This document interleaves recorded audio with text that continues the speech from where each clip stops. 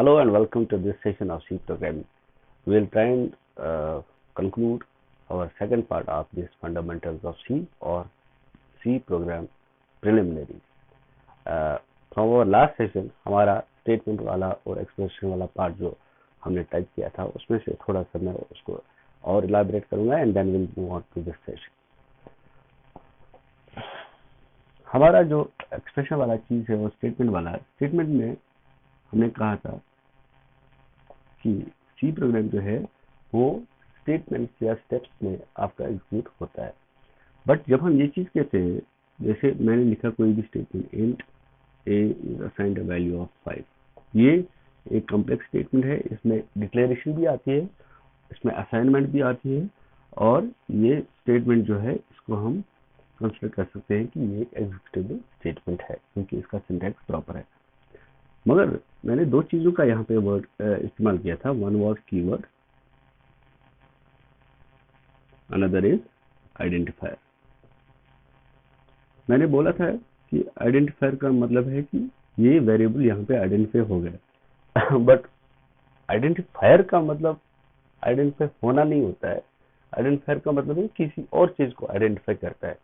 और वो किस चीज को आइडेंटिफाई करता है, let me touch that out today. और वो ये है, जब मैं ये स्टेटमेंट ऐसे डिक्लेयर करता हूँ, ये स्टेटमेंट जब मैं यहाँ पे ऐसे राइट करता हूँ, इसका मतलब है ये जो है एक वेरिएबल है. जब मैंने वेरिएबल कहा, इसका मतलब क्या होगा कि ए को स्टोर करने की क्षमता है, उसकी कैपेबिलिटी है कि वो कोई भी वैल्यू स्टोर कर सकते हैं. और वो किस टाइप का वैल्यू स्टोर करेगा, that will be depend upon your keyword. ठीक है ना. और ये कीवर्ड क्या है, इंट. इंट क्या डेटा टाइप है, इंटीजर वैल्यू. तो ये डेसिमल वैल्यू जो 0 से 9 या इनकी कॉम्बिनेशन है, प्लस या माइनस में, इस चीज को ये वेरिएबल स्टोर कर सकता है. और जब मैंने वेरिएबल बोला तो आपको समझ जाना चाहिए कि बैकग्राउंड में कोई ना कोई स्टोरेज स्पेस हो. और कितनी स्टोरेज स्पेस है इंटीजर के लिए, कंपाइलर रिजर्व्स 2 बाइट्स. कैरेक्टर के लिए इट रिजर्व्स 1 बाइट. फ्लोट के लिए इट रिजर्व्स योर 4 बाइट्स. अब ये चीज जो है इसको थोड़ा सा ट्विस्ट करके हम प्रॉपरली समझने की कोशिश करेंगे. दैट वुड बी, जब हम कहते हैं हमने डिक्लेयर किया एक वेरिएबल और इस एक को मैंने नाम दिया था आइडेंटिफायर, तो आप जान लें कि ये आइडेंटिफाई किस चीज को करता है. ये आइडेंटिफाई करता है इस मेमोरी स्पेस को जो रिजर्व की है इस स्टेटमेंट के द्वारा हमने. और वो कितने की है, 2 बाइट्स ऑफ मेमोरी. और उसका नाम क्या रहेगा, ए. तो ये ए क्या है, A in itself is a label to the memory space reserve for our use, जो हमने अपने प्रोग्राम में यूज करना होगा. और ब्यूटी ऑफ इट इज कि इसी वजह से इसको आइडेंटिफायर कहा जाता है. अदरवाइज ये खुद आइडेंटिफाइड होना चाहिए था. आइडेंटिफाइड चीज ये है आपकी मेमोरी स्पेस, और इस चीज को जो इसको आइडेंटिफाई करता है उस चीज को हम आइडेंटिफायर कह सकते हैं. अगर आप इंग्लिश जानने वाले हैं तो आप समझ सकते हो कि मैं किस चीज की ओर इशारा कर रहा हूँ. ये फर्स्ट थिंग फर्स्ट. अब दूसरी चीज जो इम्पोर्टेंट है इसमें स्टेटमेंट्स में, that is a block of statement और कॉम्प्लेक्स स्टेटमेंट.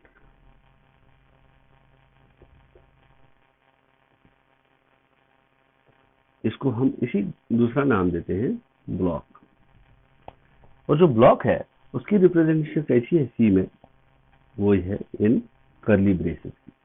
जो ये कर्ली ब्रेसेस होते हैं इनके अंदर डिफरेंट सिंपल और कॉम्प्लेक्स स्टेटमेंट्स या एक्सप्रेशंस हो सकते हैं. Statement 1 2 3, expression 1 2 3, right.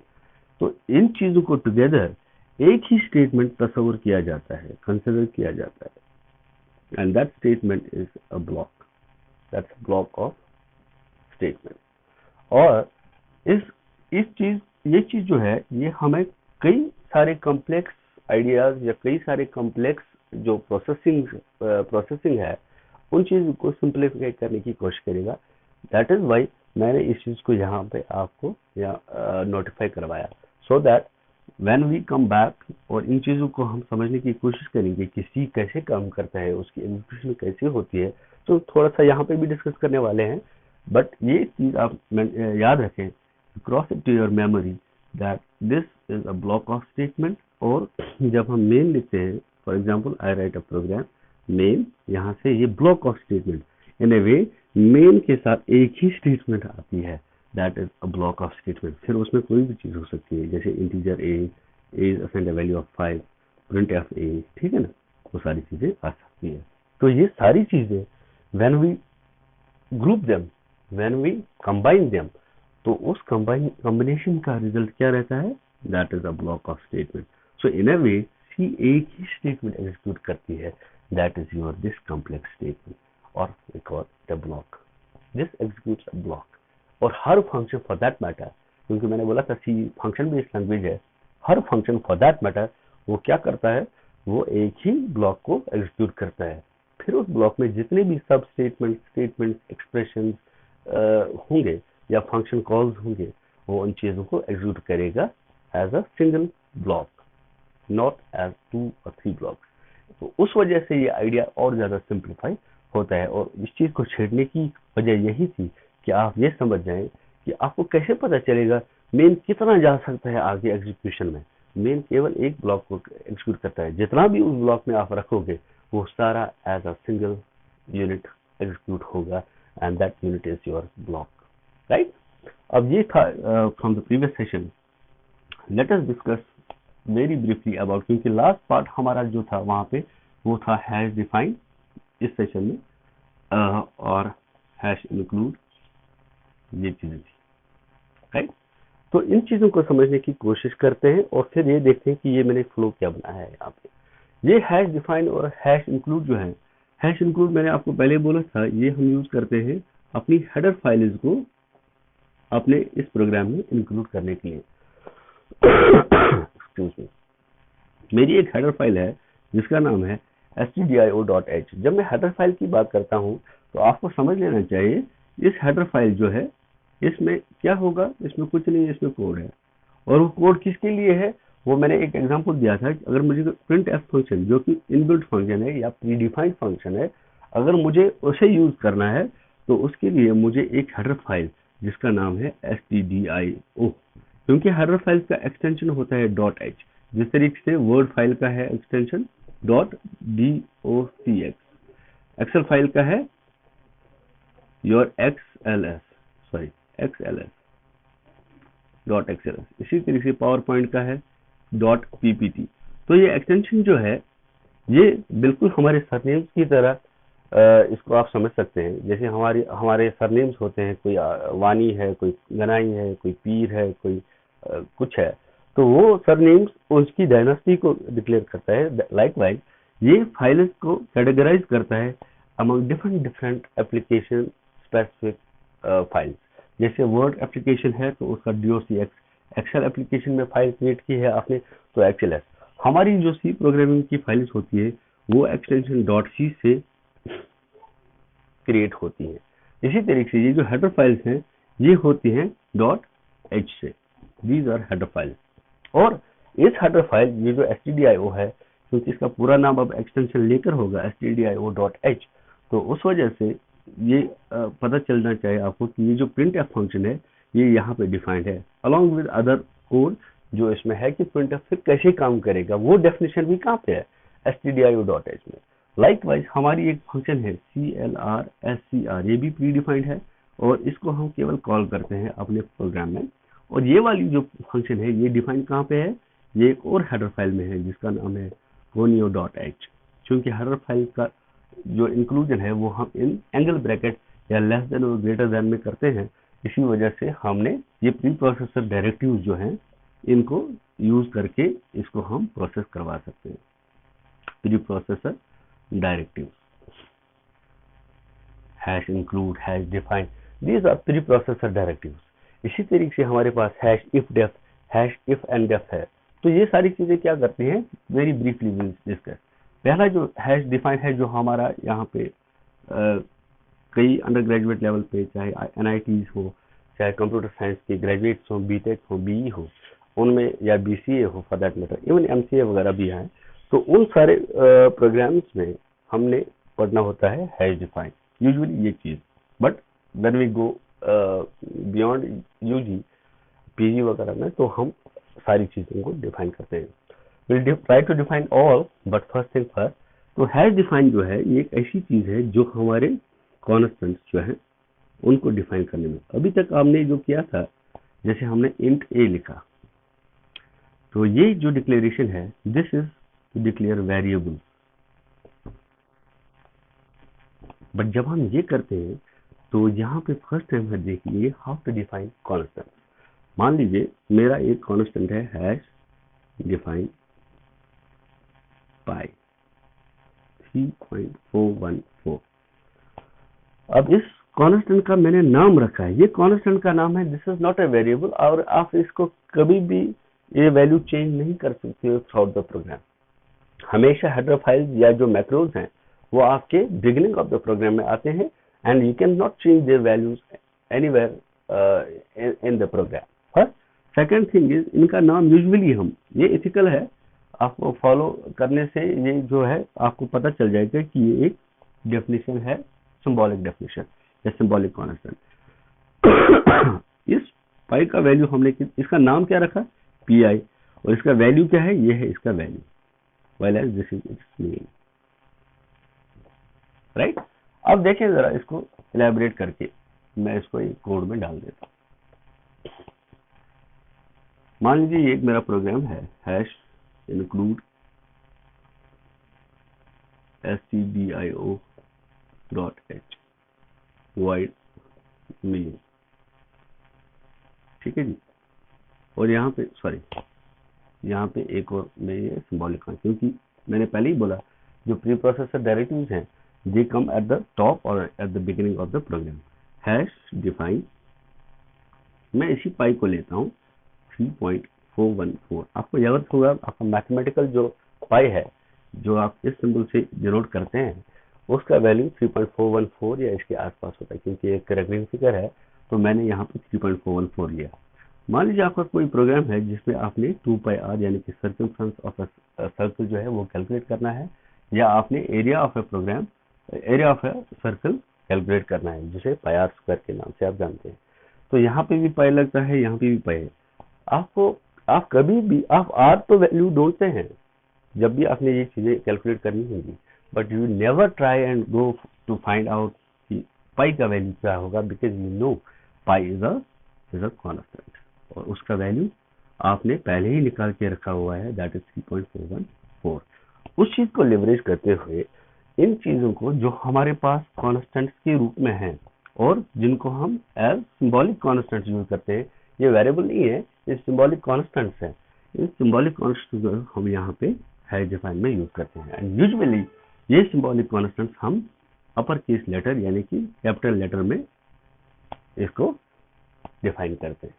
उसकी वजह यह है, in order to show that this is a special symbol, this is a symbolic constant, और जब भी मैं इसको यूज करूंगा थ्रू आउट प्रोग्राम, तो इसका स्कोप जो है, यानी ये वैलिड कहाँ रहेगा, इसका स्कोप जो है वो थ्रू आउट प्रोग्राम होगा।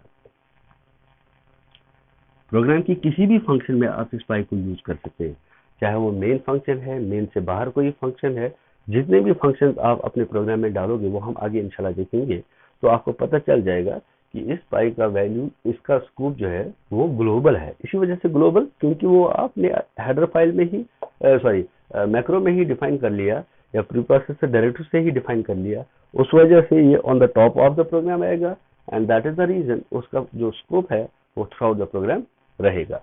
अब इम्पोर्टेंट चीज क्या है कि मान लीजिए मेरे को इसको यूज करना है अपने प्रोग्राम में, जो मैंने बनाया था अभी, वाइड मेन, तो मेन आनी है, क्योंकि एग्जीक्यूटेबल फंक्शन जो है केवल एक फंक्शन एग्जीक्यूट होती है सी में, and that one function is main, और बाद में जितनी भी फंक्शन आपने एग्जीक्यूट करनी है उनको आपने कॉल करने पड़ेगा मेन के ब्लॉक में, जो मैंने अभी थोड़ी देर पहले समझा था कि ब्लॉक क्या होता है।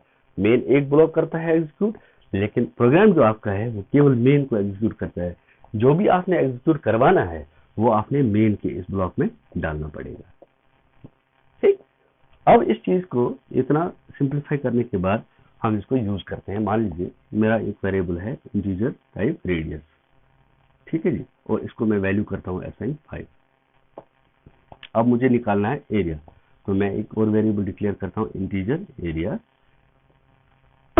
एरिया मैं ए को अगर कैलकुलेट करूंगा एरिया, तो कैसे बनेगा, a is equal to pi r square, लेकिन पाई हमारा क्या वेरिएबल है यहाँ पे, पी आई, उसका नाम दिया है उस कॉन्स्टेंट का हमने पी आई।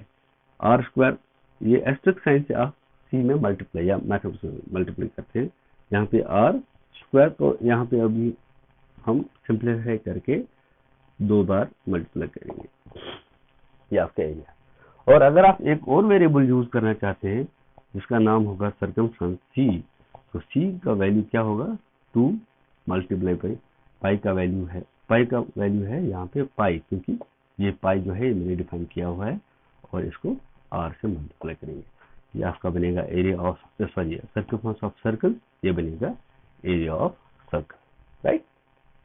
यही आपके मैक्रोज हैं, यही आपके प्री प्रोसेसर डायरेक्टिव्स हैं। और जब हम इसको डेफिनेशन के लिए यूज करते हैं, फाइल इंक्लूजन के लिए यूज करते हैं, तब हम यहाँ पे फाइल डालते हैं एंगल ब्रैकेट्स में। जब हम इसको डेफिनेशन के लिए यूज करते हैं तब हम बिल्कुल इस तरीके से कोई भी स्पेसिफिक नाम, और ये नाम ऐसा होना चाहिए जो यूजर को हेल्प करे या दूसरे प्रोग्रामर्स को हेल्प करे कि वो समझ जाए कि इस पाई का क्या काम हो सकता है, ठीक है ना।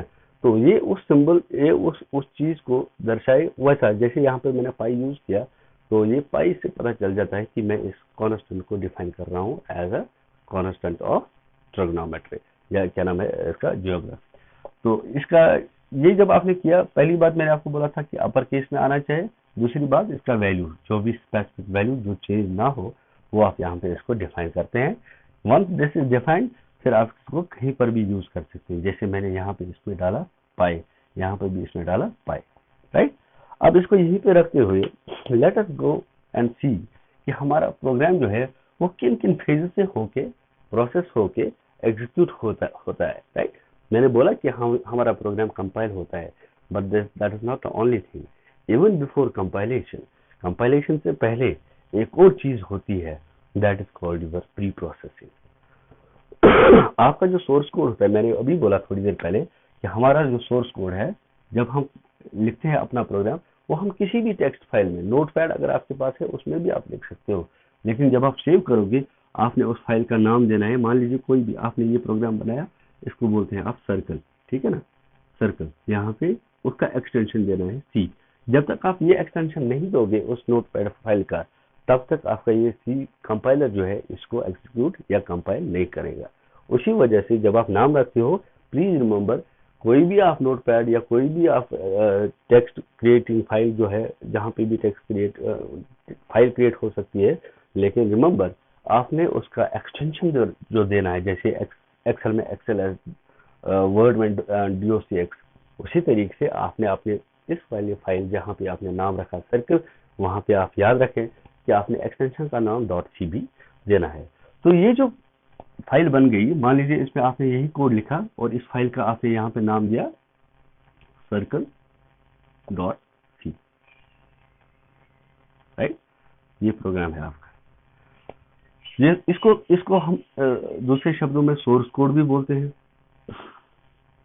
सोर्स कोड, ये हमारा सोर्स कोड है, और इस सोर्स कोड में कई चीजें ऐसी हैं जो अभी प्रोसेस होनी बाकी है, तब जाके ये एग्जीक्यूट हो जाएगा। फर्स्ट कम्स फर्स्ट, सबसे पहली चीज जो यहाँ पे होती है दैट इज प्री प्रोसेसर। क्योंकि मैंने यहाँ पे मान लीजिए मैं यहाँ पे यूज करता हूँ प्रिंट फैब, क्योंकि मैंने stdio.h किया, printf we are learning C, ये हम कर रहे हैं प्रिंट एफ, राइट। तो ये प्रिंट एफ जो है, ये तो ना मैंने कहीं ये फंक्शन डिक्लेयर की है, ना मैंने कहीं ये डिफाइन किया, क्योंकि ये पहले ही डिफाइंड है।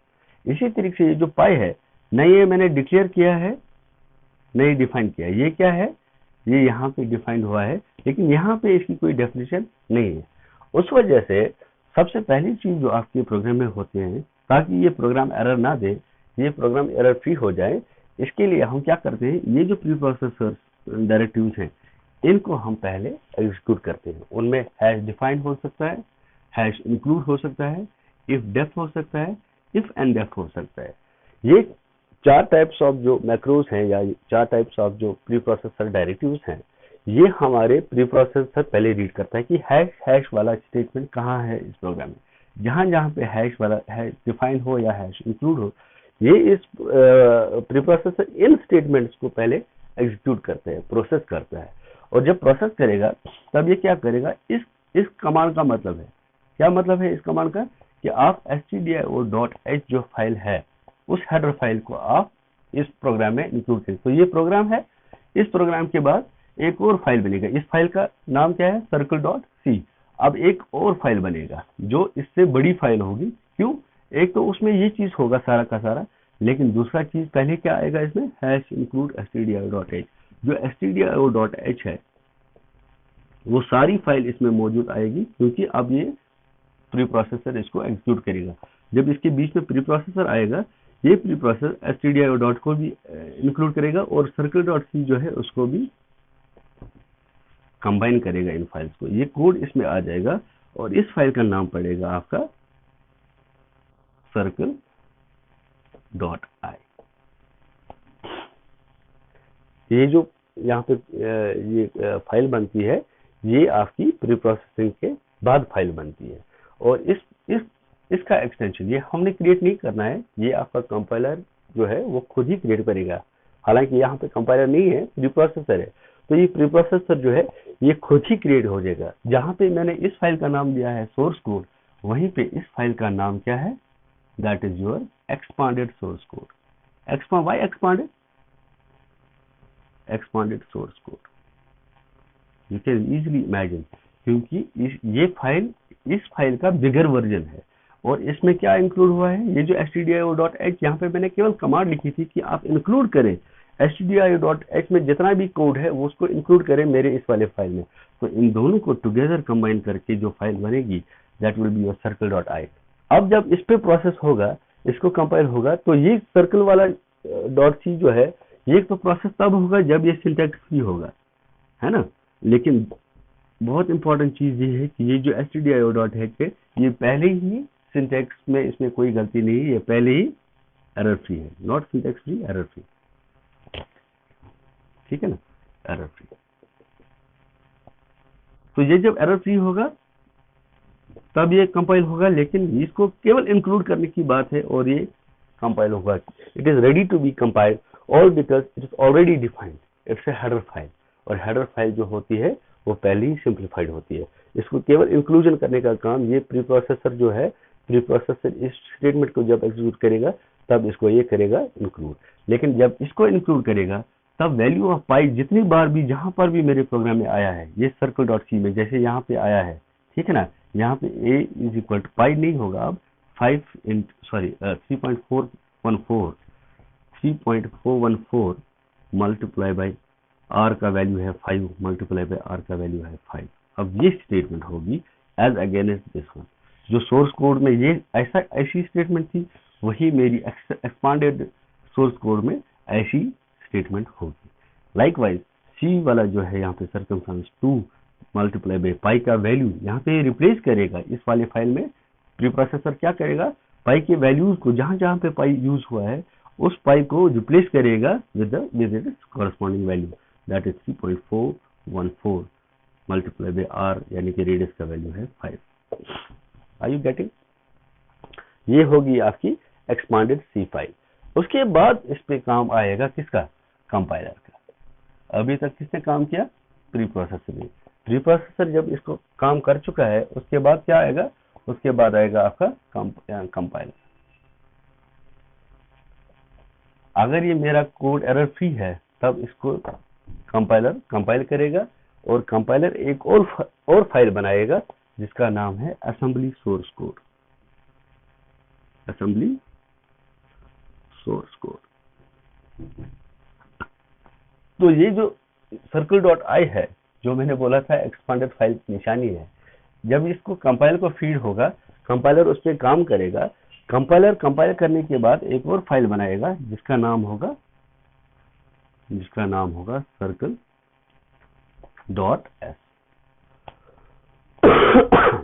ये .s का मतलब है ये एक असेंबली लेवल प्रोग्राम है। अब ये मैं इसको सिंपलीफाई, क्योंकि ये हाई लेवल लैंग्वेज थी, अब इसको मैंने यहाँ पे प्री प्रोसेस किया। यहाँ पे इस प्री प्रोसेस की वजह से हैश डिफाइन से जो है आपके सिंबॉलिक कॉन्स्टेंट है उनका वैल्यू आ गया, जो हैश इंक्लूड है उसमें इस पे वो फाइल आ गई जो इस हेडर फाइल यानी कि stdio.h में है। यहाँ पे मैंने यही फाइल इंक्लूड करी है। इसी तरीके से अगर इफ डेफ और एंड डेफ होता, इफ डेफ और एंड डेफ ऐसी प्री प्रोसेसर स्टेटमेंट्स है जिनसे मैं कंडीशनल कंपाइलेशन भी करता हूँ, यानी कि कुछ कोड जो मैं कंपाइल नहीं करना चाहता हूँ, कोई भी कंडीशन मीट आउट होने के बाद उस चीज को मैं स्किप भी कर सकता हूँ, वो हम आगे देखेंगे। बट फिलहाल फर्स्ट थिंग फर्स्ट, यहाँ पे जो सोर्स कोड बन गया, इस सोर्स कोड को बोलते हैं असेंबली सोर्स कोड। ये बनता है आफ्टर कंपाइलेशन। जब आपका ये प्रोग्राम, ये वाला प्रोग्राम circle.i जो है एक्सपांडेड कोड, इस एक्सपांडेड सोर्स कोड को जब आप कंपाइलर को फीड करते हैं तो कंपाइलर एक और कोड फाइल देता है, दैट इज circle.s। अभी तक हमारे 3 फाइल तो आ गए। अब इसके बाद क्या है, असेंबली सोर्स कोड के बाद आपका असेंबलर इस पे काम करेगा। असेंबलर क्या करेगा, असेंबलर इस पे काम करेगा। ड्यू टू मेरे को ये मिटाना पड़ेगा। Very briefly I want to tell you, यहाँ पे जो कोड एक और फाइल बनेगी वो कौन बनाएगा, वो बनाएगा असेंबलर, राइट। और असेंबलर जब इस एक्सपांडेड सोर्स कोड को, या सॉरी असेंबली सोर्स कोड को जब प्रोसेस करेगा तब वो बनाएगा आपका ऑब्जेक्ट फाइल। तो इस फाइल का नाम तो सेम ही, क्योंकि नाम आप देते हो फाइल का, लेकिन एक्सटेंशन होगा .o। ये .s, यहाँ पे .c पहले जो हमारा ये प्रोग्राम था .c, यहाँ पे .c first, second would be your .i, third one will be your .s and fourth one will be your .o object file. और ये ऑब्जेक्ट फाइल फुल्ली 0s 1 की ऑब्जेक्ट फाइल होगी, ठीक है ना, इफ नॉट फुल्ली, है ना। अब इसमें लिंकर एक और प्रोग्राम है। लिंकर क्या करता है, ये जो असेंबलर ने ये कोड दिया मेरे को, ऑब्जेक्ट कोड, इसको बोलते हैं ऑब्जेक्ट फाइल। ये ऑब्जेक्ट फाइल जो है, इस पे आप एक और प्रोग्राम या सॉफ्टवेयर काम करेगा, दैट इज कॉल्ड लिंकर। ठीक, लिंकर क्या करता है काम, लिंकर आपकी इस ऑब्जेक्ट फाइल को एक और फाइल में कन्वर्ट करता है, दैट इज योर एग्जीक्यूटेबल। नाम तो सेम रहेगा लेकिन extension will be exe। Linker का काम क्या होता है कि लिंकर जब इस फाइल को, इस कोड को देखता है, तब जब हमने, मान लीजिए हमने प्रिंट एफ कॉल की है, ठीक है ना, ये प्रिंट एफ हमने कॉल की, लेकिन इसकी डेफिनेशन कहीं और हो सकती है। तो लिंकर यहाँ पे अगर इसकी डेफिनेशन, वो हम जब फंक्शन पढ़ेंगे तब आपको ज्यादा अच्छे तरीके से समझ आएगा। फिलहाल ये समझाने के लिए कि लिंकर क्या काम करता है, तो ये लिंकर की कॉल को उसकी डेफिनेशन के साथ लिंक करता है। तो इसका काम ये लिंक करने का, जो कोड जहाँ पे हमने उसको कॉल किया है और जहाँ पे ये कोड डिफाइंड है, ये स्टेटमेंट से इंस्ट्रक्शन डिफाइंड है, उन दो चीजों को लिंकर जो है लिंक करवाता है। मान लीजिए यहाँ पे मैंने मेन फंक्शन लिखी है, ये मेन फंक्शन की डेफिनेशन है, लेकिन मेन फंक्शन की कॉल जो है वो कहाँ पे होगी, वो जहाँ पे होगी उस चीज को ये यहाँ से लिंक, इसका मतलब है लिंकर फाइल मेरी मेन फंक्शन को कॉल करता है इन अ वे, ठीक है। और जब ये फाइल बनाएगा, कॉल करने का मतलब क्या है, उस कॉल को ये रिप्लेस करेगा विद इट्स डेफिनेशन, ठीक है ना।